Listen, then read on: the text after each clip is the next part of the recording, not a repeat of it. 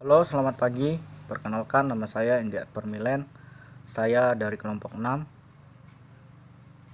Kami dari kelompok 6 akan membahas tentang wewenang lembaga negara.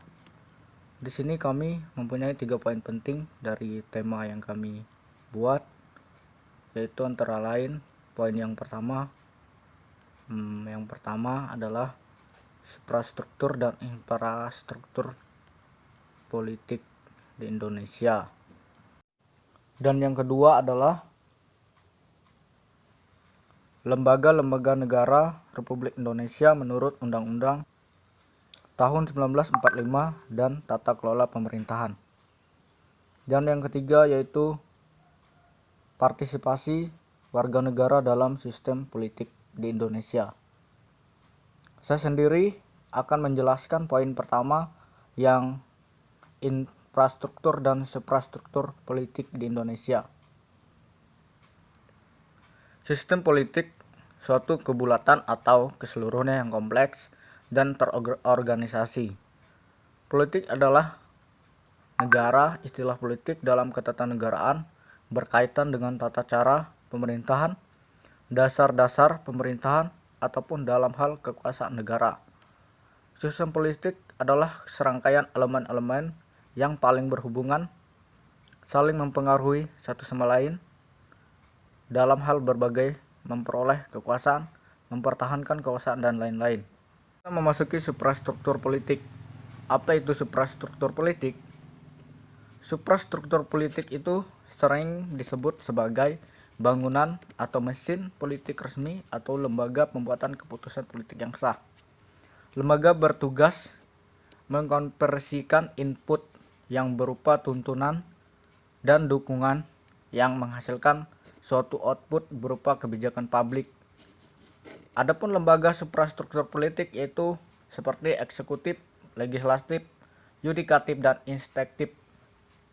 Sedangkan infrastruktur politik, suasana politik rakyat dikenal dengan infrastruktur politik, yaitu bangunan bawah suatu kehidupan politik, yakni hal-hal yang berkaitan dengan pengelompokan warga negara atau anggota masyarakat ke dalam berbagai macam golongan, yang biasa disebut dengan kekuatan sosial politik dalam masyarakat. Yang menjadi lembaga infrastruktur politik yaitu partai politik dan alat komunikasi politik serta dengan tokoh politik. Halo, perkenalkan nama saya Hendriana dari kelompok 6 mata kuliah metodik pembelajaran PKN. Saya di sini akan menjelaskan tentang Undang-Undang Dasar Negara Republik Indonesia tahun 1945 sebagai Konstitusi Indonesia mengatur struktur keberadaan lembaga-lembaga negara melalui tugas. Ya, baik.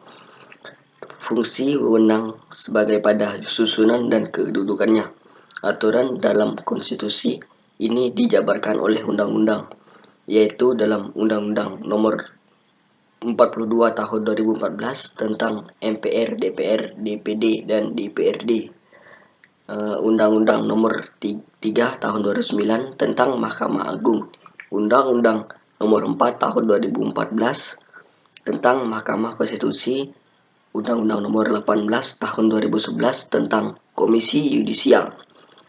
Dan Undang-Undang Nomor 15 Tahun 2004 tentang BPK, yaitu kekuatan suprastruktur politik yang tergolong dalam lembaga tinggi negara Indonesia adalah sebagai berikut. Yang pertama ada Majelis Permusyawaratan Rakyat atau MPR. Yang kedua ada Dewan Perwakilan Rakyat atau DPR. Ketiga, Dewan Perwakilan Daerah atau DPD. Yang keempat, Presiden atau Wakil Presiden. Yang kelima, Mahkamah Agung. Keenam, Mahkamah Konstitusi. Ketujuh, Komisi Yudisial. Dan yang terakhir, Badan Pemeriksa Keuangan. Mungkin itu saja yang dapat saya sampaikan pada materi hari ini. Terima kasih. Perkenalkan, nama saya Ina Koweni. Di sini saya dari kelompok 6 dan di sini saya akan menjelaskan tentang partisipan warga negara dalam sistem politik RI. Masyarakat merupakan salah satu komponen paling penting dalam negara. termaksud sistem politik. Dimulai sejak hampir rezim, di semua negara menjadikan kedaulatan sebagai dasar kekuasaan mereka. Hal ini menjadikan hal yang lumrah ketika rakyat melibatkan diri dalam berjalannya suatu proses politik. Partisipasi dilakukan juga untuk mengontrol pemerintah sebagai lembaga negara yang mengatur kehidupan berbangsa dan bernegara masyarakat. Partisipasi politik yang biasa bisa diartikan sebagai sebuah keterlibatan di mana individu akan menyampaikan aspirasi melalui aksi-aksi yang dilakukan secara langsung. Faktor-faktor yang mempengaruhi besar kecilnya partisipasi masyarakat dalam politik adalah sebagai berikut. Yang pertama personal dan yang kedua sosial ekonomi.